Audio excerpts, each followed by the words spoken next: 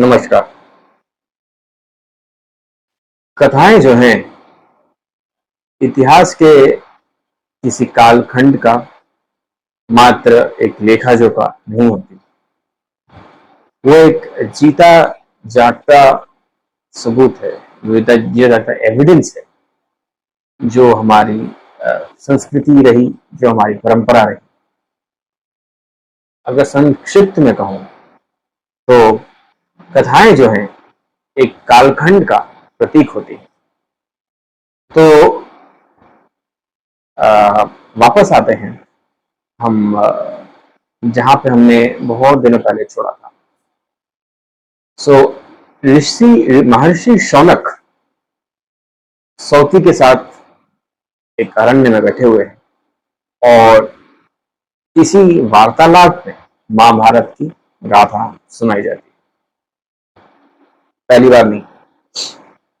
तो महर्षि शौनक पूछते हैं कि कृपया बताइए कि ये राजा जन्मेजय भला कौन थे और किनके पुत्र थे?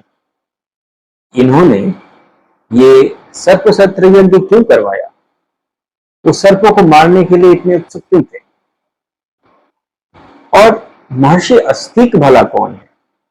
ये कैसे ब्राह्मण श्रेष्ठ हैं और ये किनके पुत्र हैं?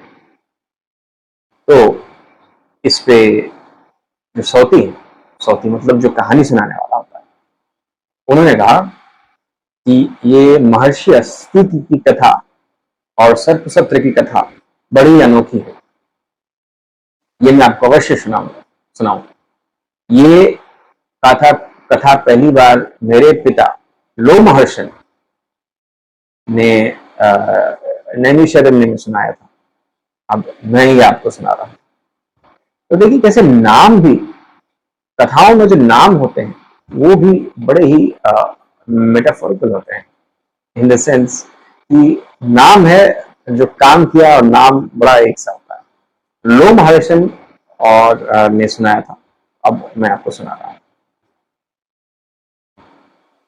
बहुत काल पहले एक बहुत तपस्वी योगी थे। उनका नाम था जरत्कारु। जरत्कारु इधर उधर भटकते थे और अपनी साधना में लीन रहते थे।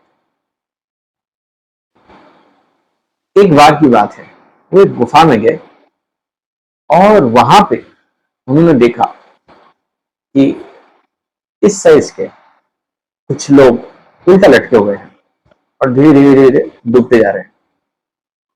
तो परंतु देखने से, अपने वेशभूषा से वो लग रहे थे ऋषि मुनि।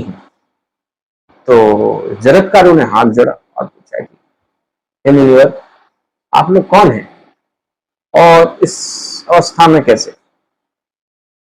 तो उन मुनियों ने बताया कि हम अभागे मुनि हैं और हमारा उद्धार नहीं हो पा रहा है क्योंकि हमारे ही किसी वंशज ने अभी तक विवाह नहीं किया। हमारा एक ही वंशज बचा है, उसका नाम है जरत्कारु, और वो जो है विवाह नहीं करके, वंश को आगे नहीं बढ़ा के हमें पाप का भागीदार बना दिया।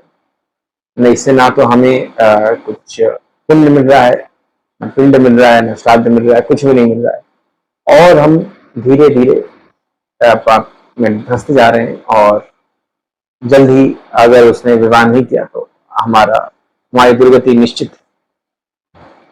यहाँ पे देखिए कैसे वैदिक परंपरा में, जिसमें वंश को आगे बढ़ाना और विवाह करना, परंपराओं का पालन करना, और जो उसके आगे उसके जो दक्ष के बनाए हुए समाज के उधर था, जिसमें सब कुछ छोड़ के साधना करना, इनमें कैसे कॉन्फ्लिक्ट होता है।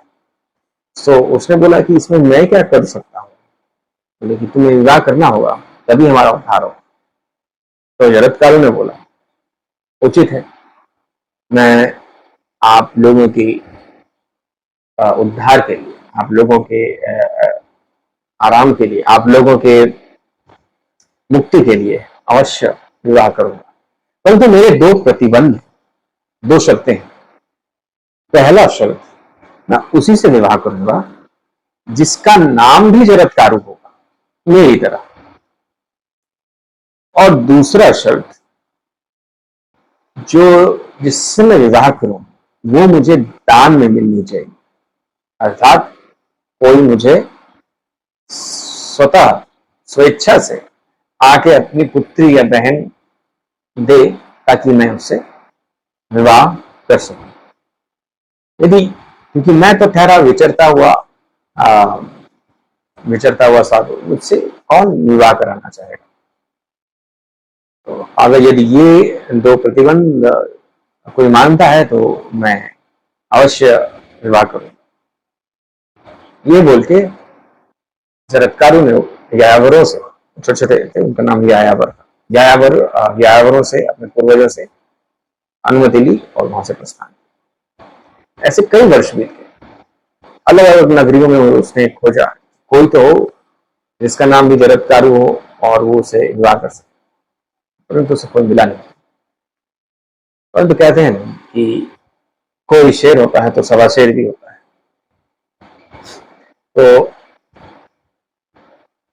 ये होने के बहुत समय पहले, जब माता कद्रू ने अपने 1000 पुत्र, जो कि नाग थे, सारे बड़े बड़े नाग, महानाग जो हैं, और उनके भ्रातागण, उनको श्राप दिया था कि उनका विनाश हो जाएगा जन्मेजय के सर्पसत्र यज्ञ में।